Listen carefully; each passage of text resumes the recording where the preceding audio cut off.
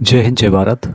पूर्व सैनिकों के लिए और सर्विंग सोल्जर्स के लिए जो कि रिटायर आने वाले हैं उनके लिए रेलवे की ओर से वैकेंसी निकाली गई है और यहाँ पर देख लेंगे आप लोग 32,438 पोस्ट है। हालांकि ये जो पोस्ट हैं इनकी संख्या बाद में बढ़ेगी। तो विस्तार से जानिए इस वीडियो के माध्यम से। चैनल को सब्सक्राइब नहीं किया, सब्सक्राइब जरूर कर दे, आपको इस तरह की अपडेट बहुत से में भी मिलते रहेंगे। तो रेलवे की ओर से वैकेंसी जारी की गई है। 7th पे कमीशन के अंतर्गत 18,000 यहाँ पर सैलरी स्टार्टिंग है और 56,900 तक दी जाती है। 36 साल तक यहाँ पर अप्लाई कर सकता है।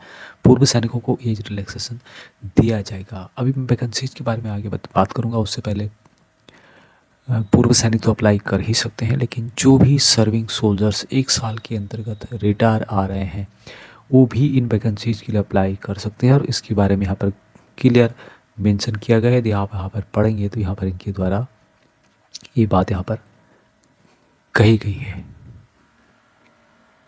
उसके लिए मात्र 10वीं पास वाले अप्लाई कर सकते हैं। यहाँ पे आप देख सकते हैं according such serving defence personnels expected to be release within 1 year.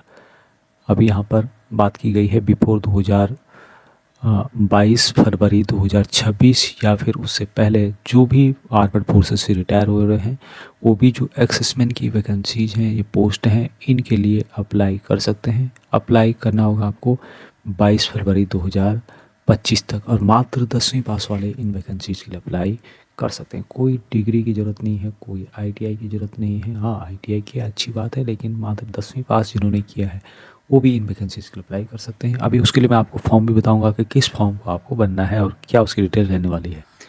अब यहाँ पर देख पा रहे होंगे pro forma of certificate for employed officials applying under ex serviceman category, यानी कि एक्स सर्विसमैन कैटेगरी के लिए आप पहले से अप्लाई करना चाहते हैं तो आपको उस कैटेगरी के अंदर रिजर्वेशन आपको एनओसी यहाँ पर दी जाएगी। यहाँ पर देख सकते हैं आप लोग, ये एक एनओसी टाइप का है, नो ऑब्जेक्शन सर्टिफिकेट है और ये कमांडिंग ऑफिसर्स के द्वारा साइन किया जाएगा, ऑफिशियल सील लगेगी और इसके बाद आप इन वैकेंसीज के लिए अप्लाई कर सकते हैं। 8th पे कमीशन आने वाला है तो यहाँ पर सैलरी में अच्छी खासी बढ़ोतरी आपको देखने को मिल सकती है। अभी बात करता हूँ वैकेंसीज कहाँ पे है और क्या उसकी डिटेल्स रहने वाली है।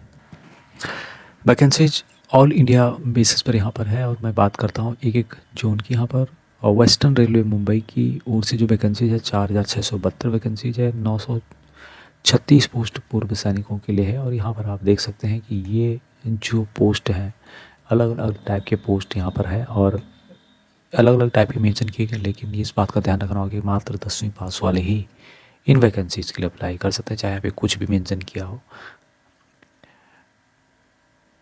तो मुंबई के अंतर्गत 936 वैकेंसीज पूर्व सैनिकों के लिए है। उसी तरह से यहाँ पर western railway north western railway Jaipur की जो वैकेंसीज है जिसमें कि 1,433 पोस्ट है और 284 वैकेंसीज पूर्व सैनिकों के लिए रिजर्व करके रखे गए हैं। साउथ वेस्टर्न रेलवे के अंतर्गत हुबली में 503 पोस्ट है जिसमें कि 101 पोस्ट पूर्व सैनिकों के लिए है। उसी तरह से यहाँ पर आप जबलपुर में जाएंगे तो 1,614 पोस्ट हैं जिसमें से कि 330 वैकेंसीज मात्र पूर्व सैनिकों के लिए है।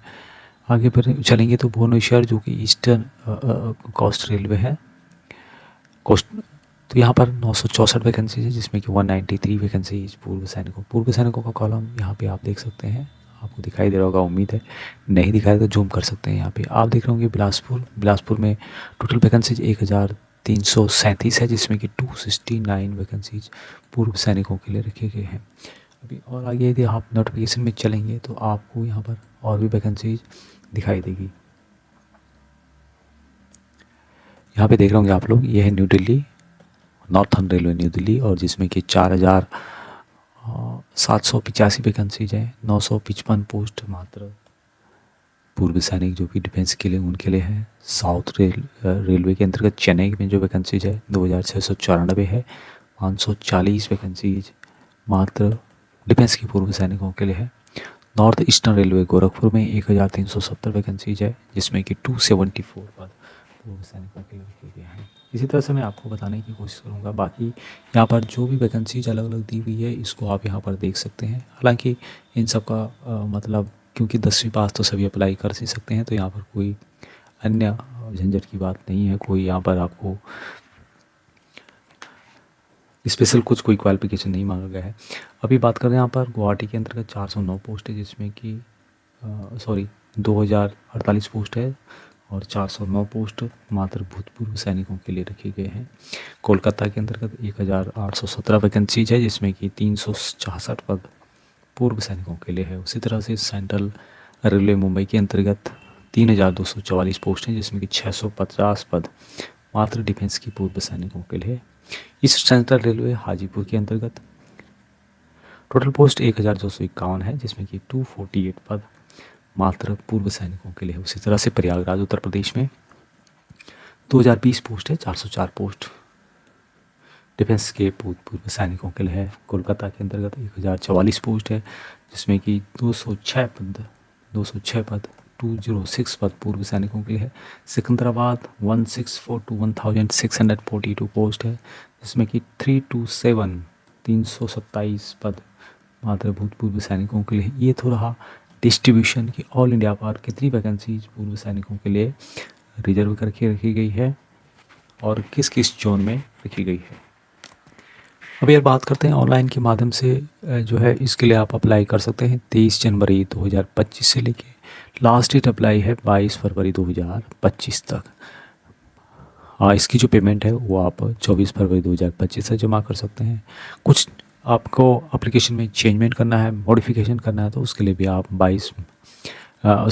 25 फरवरी से लेके 6 मार्च 2025 तक मॉडिफिकेशन कर सकते हैं। हालांकि जितनी बार यहाँ पर मॉडिफिकेशन करेंगे उतनी बार आपको यहाँ पर फीस देनी होगी। अभी एज लिमिट जैसे कि मैंने बताया था 36 साल है, लेकिन पूर्व सैनिकों को as per central government rule के अनुसार यहाँ पर रिलैक्सेशन दिया जाता है।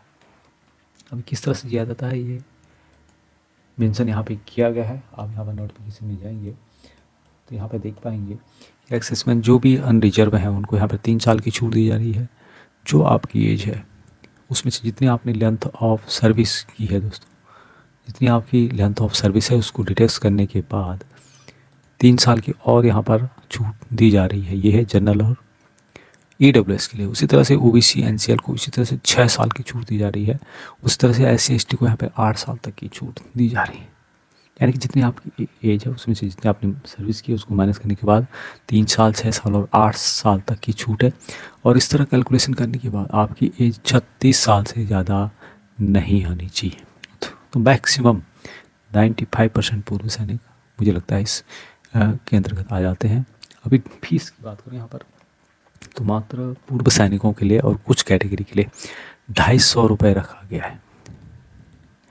और वो भी 250 रुपये आपको जैसे आप CBT यहाँ पर देंगे, कंप्यूटर CBT जो फर्स्ट होता है उसको जैसे आप पेपर देने जाएंगे तो बैंक चार्जेस कुछ लगेंगे और आपके 250 रुपये में से भी 210 से 220 के करीब यहाँ पर या 200 रुपये तक आपको वापस मिल जाएंगे।